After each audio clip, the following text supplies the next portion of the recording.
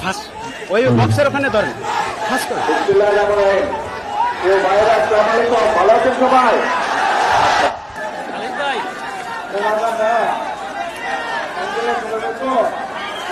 আসসালামু আলাইকুম রহমতুল্লাহ।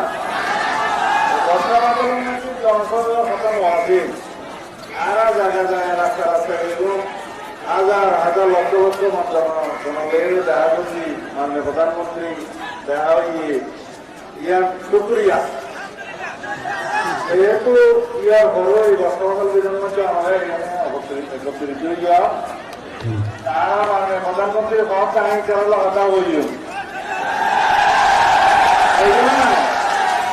আজকে দেখুন আমার জনসভা জায়গা মাননীয় প্রধানমন্ত্রীরা একত্রিত আর কথা বুঝিও না বুঝো হয়নি আবার কোনো বুঝিও তো ঠিক আছে আপনার প্রশ্ন ফাঁস ওই বক্সের ওখানে ধরেন ফাঁস করে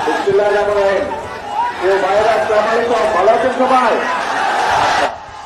এই তো সালাউদ্দিন সাহেব তো একটু আগে বলছে আপনাদের এলাকার সন্তান যে আজকে তো এখানে জনসভা করার কথা না, কিন্তু আপনারা যেহেতু এখানে এসছেন সেই জন্য আপনাদের সাথে 2 মিনিট একটু আমি কথা বলতে চাইছি।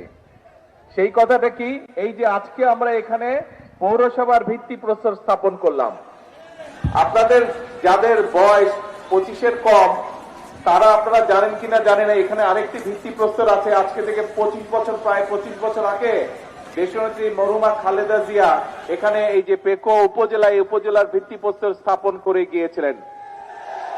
আজকে 25 বছর পরে আবার দেশনেত্রী বেগম খালেদা জিয়ার এই দল, সেই বিএনপি সরকার আজকে আবার পৌরসভার ভিত্তিপ্রস্তর আমরা স্থাপন করে গেলাম। এর মধ্যে দিয়ে একটি কথাই বারবার প্রমাণিত হয়েছে যে বিএনপি যখন রাষ্ট্র পরিচালনার দায়িত্বে থাকে, বিএনপি জনগণের স্বার্থে, দেশের স্বার্থে কাজ করে। এবং এখানে যে কলেজ দুটো আছে, এই কলেজ দুটো দেশনেত্রী খালেদা জিয়ার সময় করা, উনি এখানে দিয়ে গিয়েছিলেন কলেজ দুটো। কাজেই বিএনপি সকল সময় যখন দেশ পরিচালনার দায়িত্বে থাকে, বিএনপি দেশের মানুষের স্বার্থে কাজ করে, দেশের স্বার্থে কাজ করে। যখন বিএনপি দেশ পরিচালনার দায়িত্বে থাকে না, তখনও বিএনপি দেশের স্বার্থে কথা বলে, জনগণের স্বার্থে কথা বলে। বিএনপি দেশ পরিচালনার দায়িত্বে থাকুক, বিএনপি দেশ পরিচালনার দায়িত্বের বাইরে থাকুক, সকল সময়ে বিএনপির একটাই প্রধান বিষয়, দেশ এবং দেশের মানুষের স্বার্থ। দেশের মানুষের স্বার্থ নিয়ে আমরা কথা বলেছি, বর্তমানে আমরা কাজ করব, ভবিষ্যতে দেশের মানুষের স্বার্থ নিয়ে কথা বলবো, কাজ করব। এটিই আমাদের প্রতিজ্ঞা, এটিই আমাদের একমাত্র লক্ষ্য, এটিই আমাদের একমাত্র উদ্দেশ্য।